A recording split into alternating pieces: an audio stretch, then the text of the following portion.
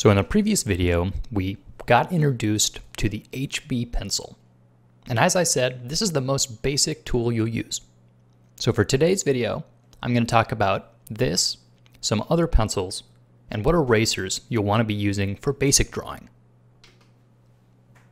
So you've got a pencil, but what about the eraser? When it comes to art materials, there's some different type of erasers, not just the little pink ones that you're used to on the end of your pencil. First, there's a kneaded eraser. And this is like a little ball of putty that you can do soft erasing with. It's great for removing gentle graphite marks that you've made with the side of your pencil. Because when you draw with the side of your pencil, you're only laying down graphite on the top of the paper. You're not carving in deep. And so a kneaded eraser is good at lifting this soft mark making up off your paper. The second type of eraser that you should probably have with you is called a vinyl eraser. And this is more what you're used to from the back of your pencil. This is a harder eraser that'll take more of the graphite off the paper at a time. This is for getting rid of those really dark marks. As a result, it's less sensitive. So this may be the only way that you can erase a line that you drew with too much firmness. If you dug into the paper too deep, a vinyl eraser might be your only chance.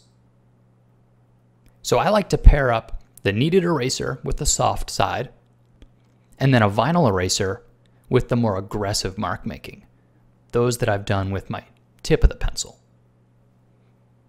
They're both useful, and as you get to use them a little more, you'll understand when each one is more appropriate.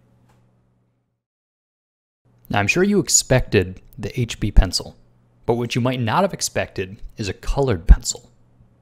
And this is not going to be necessarily for how you've used colored pencils in the past, but instead I like to use colored pencils as a way of drawing my foundation, drawing my sketch. And there's a couple reasons for this. First off, your average colored pencil is a bit waxier than your average graphite pencil. So what this means is it has a softer feel on the paper. And especially if it's dull, it'll lead to very fluid line work. It doesn't provide much resistance because it's so glossy. The second good thing is that you can separate your foundation from your final drawing with the color. So if you were to use a non-photo blue colored pencil, which is what's pictured here, if you were to draw your underdrawing and then put in a graphite pencil drawing on top, you can take that, put it in a Xerox machine, and the final result will completely erase all of the blue, and all you're left with is the final pencil drawing.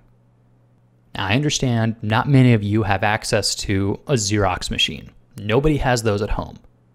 But in Photoshop, you can take the same sort of color and graphite drawing, and when you scan it, you can manipulate the blue to make it much less prevalent. So this frees you up to make really fluid gestural exploration sketches with the colored pencil. And then when you found the lines you like, you can get out a sharp graphite pencil, put down your final lines. Your homework for this week is simple. Remember when we did visual measuring and drew cell phones? Well, it's going to be the same homework assignment, only this time you're going to do it first with the blue pencil. Really, any colored pencil will do. I just like the way blue looks. Using the colored pencil first will allow you to use your eraser and to come to a more accurate drawing before you do the second pass with your HB pencil, and this will be when you put in your more definite fine edge lines. So you'll have the rough sketch followed by the contour drawing. So get used to drawing with a couple different types of pencils, try out that kneaded eraser, and have fun with this. Good luck, guys.